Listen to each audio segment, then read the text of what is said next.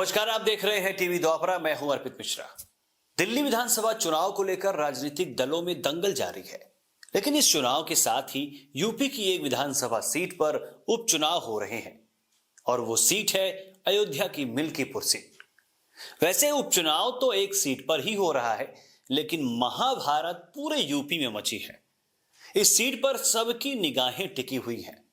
भाजपा से लेकर सपा तक सब अपनी जीत का दावा कर रहे हैं। यह सीट अब इसलिए भी खास हो गई है क्योंकि इस सीट पर जब 2022 में विधानसभा चुनाव हुए थे तो सपा प्रत्याशी अवधेश प्रसाद ने जीत दर्ज की थी। लेकिन अवधेश प्रसाद लोकसभा चुनाव में उतर गए 2024 में और फैजाबाद सीट से वो भाजपा के लल्लू सिंह को हराकर दिल्ली पहुंच गए। ऐसे में यह सीट अब खाली हो गई। अब खाली सीट पर उपचुनाव हो रहा है। 5 फरवरी को उपचुनाव होंगे और 8 फरवरी को नतीजे आएंगे।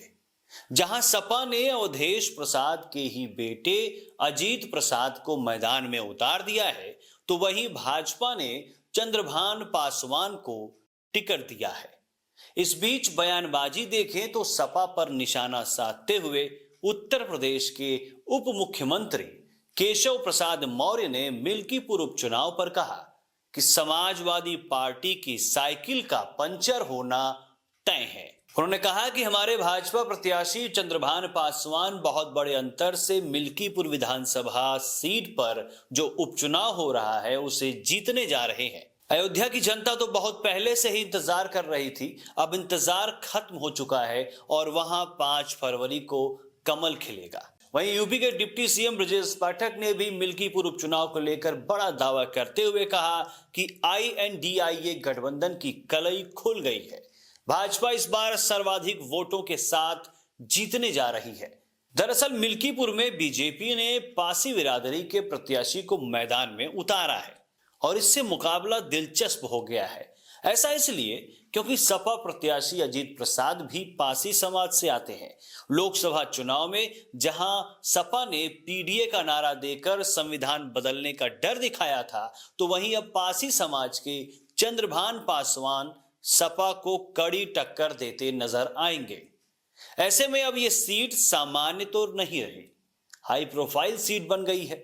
इस सीट पर 2 दलों की टक्कर सबसे अहम तौर पर देखी जा रही है, सपा और भाजपा, क्योंकि मिल्कीपुर सीट पर कांग्रेस और बसपा ने अपना कोई प्रत्याशी नहीं उतारा है।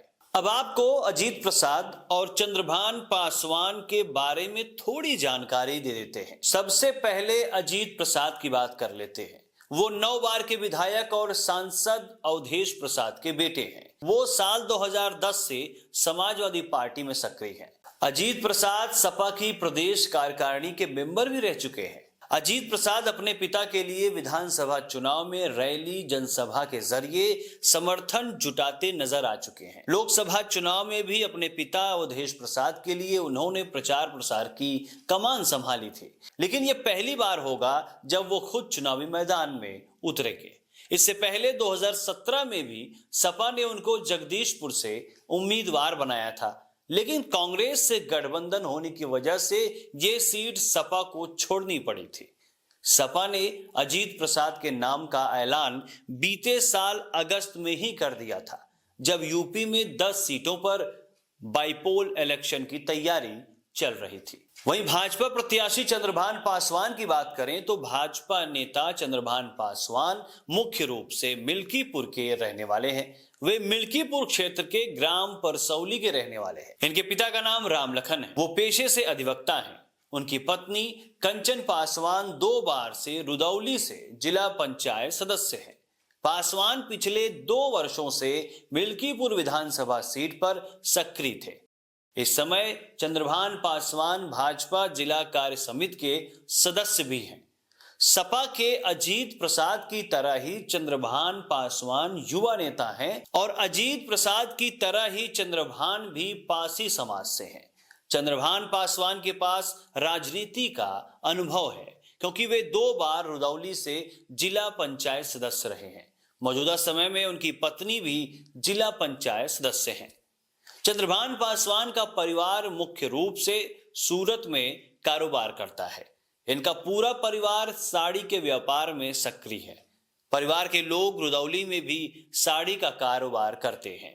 चंद्रभान एक शोरूम के भी मालिक हैं। अयोध्या की मिल्कीपुर सीट से बीजेपी ने पासी बिरादरी के प्रत्याशी को मैदान में उतारकर मुकाबले को बेहद दिलचस्प बना दिया है। इस सीट पर सपा ने फैजाबाद सांसद अवधेश प्रसाद के बेटे अजीत प्रसाद को उम्मीदवार बनाया है, जो कि पासी समाज से ही आते हैं। फिलहाल देखना यह है कि इस उपचुनाव में बाजी कौन मारता है। जहां सपा को अपनी सीट बचानी है, वहीं भाजपा के लिए भी ये सीट अब बेहद अहम है। बाकी खबरों के लिए देखते रहिए टीवी द्वापरा। धन्यवाद।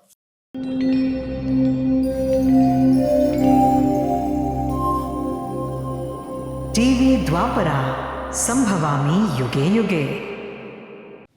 अगर ये प्रोग्राम आपको अच्छी लगी तो लाइक, शेयर और कमेंट करें। टीवी द्वापरा के प्रोग्राम्स को हमेशा देखने के लिए सब्सक्राइब करें, बेल आइकॉन दबाएं।